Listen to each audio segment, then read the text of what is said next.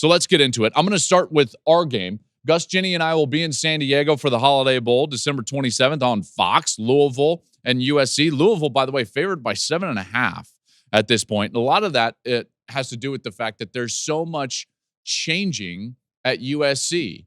As I'm preparing for this game, it's the most unique situation I've ever seen preparing for a game. And in a lot of ways, that's because we've never seen this in history, as I was just talking about. But man, like I have no idea who's going to be on the field for USC, which is wild. There's a lot of change happening right now. Obviously, Caleb Williams, Marshawn Lloyd, Brendan Rice, not expected to play in this one. Taj Washington led the team in catches and yards. He may not play either, as he's declared for the draft. Both sides of the ball have been hit by a number of players entering the portal, including some guys that raised eyebrows. Tackett Curtis being one of those guys, a linebacker. So, like, again, a lot going on at USC.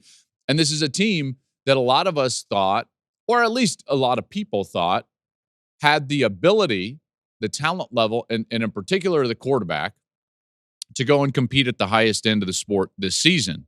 They started 6-0. They were number 5 in the country, and then they lost 5 of the last 6 games. Defense allowed 210 rushing yards per game over the last 6. In a lot of ways, it wasn't necessarily Caleb's fault or Lincoln Riley's fault, although he's the head coach and is going to bear the brunt of this. But man, that defense was so bad. And it was their only objective last year in the offseason. Improve the defense. Just be okay on defense. They didn't have to be great. And I've said this, I don't know how many times over the years. They don't have to be great. They just had to be decent. And they couldn't do it. They could not stop the run. They couldn't stop Washington in that game when the Huskies came down and won in the Coliseum. They couldn't stop Utah in that game. They played one of the more difficult schedules in the country. There's no doubt. And I don't envy. Well, let's just put it this way. Like 9 straight consecutive weeks against Power 5 opponents just doesn't happen in college football. That's what USC had to face. And yet there was still a level of ineptitude on defense that was so vastly frustrating for that fan base. And trust me, I hear it, and I know a lot of those people. Over the last 8 games of the season, USC allowed over 42 points per game, dead last in the country. I mean, come on. So Alex Grinch out. New defensive coordinator in, Lincoln Riley. He is 50-1 in his career as a head coach when his team holds the opponents under 30 points. So again, don't have to be great, just have to be okay. Louisville, on the meantime, had a great first season under Jeff Brom. Jeff Brom at Purdue goes to the Big Ten championship game. Then all of a sudden, Satterfield leaves Louisville, and all of a sudden it's like, hey, I can go home. This is a perfect time for me to go home. Achieved kind of what you would hope to achieve at Purdue. They got to the Big Ten championship game, did what the objective was in a lot of ways, and then he goes home to Louisville, and boy, they struck it right away. I think a lot of that has to do with the fact that he did go home, and so I think it was easier for him to get that team and the players on that team on board as a first-year coach because he was going back to Louisville. And this is a team that, in a lot of ways, overperformed. I think on defense, it's easy to say that. I think that the sum is probably greater than the parts on defense for Louisville. And then they had some things work in their favor.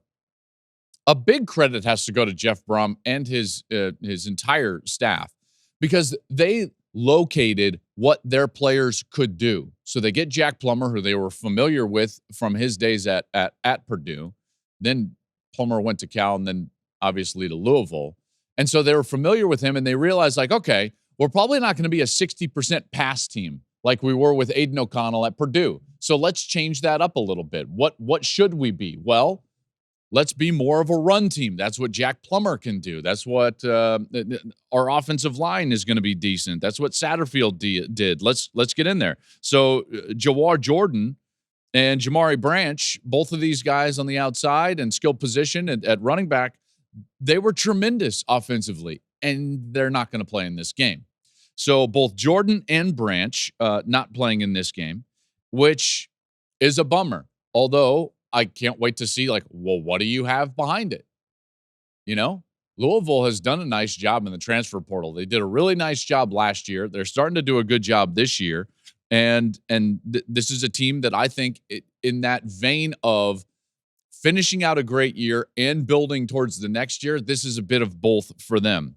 Ashton Gelati is their best player on defense. He was second in the voting for ACC Defensive Player of the Year. He had 11 sacks on the season. That led the conference. And he's going against a USC offensive line that really struggled at times protecting Caleb Williams. And now they're going to be protecting Miller Moss. And Miller Moss is making his first start for USC. I'm interested to see what that looks like. You know, I mean, again, USC, I don't want to say they're a mess right now, but it's just like, boy, there's a lot of moving pieces with USC.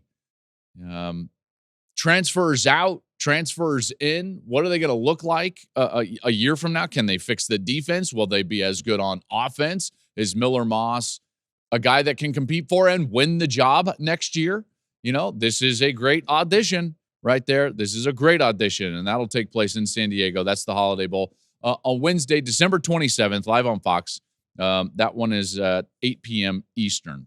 Thank you for watching the Joel Klatt Show YouTube channel. And if you liked this clip, make sure to like it and subscribe to the channel, and you can stay up to date on all of my college football coverage.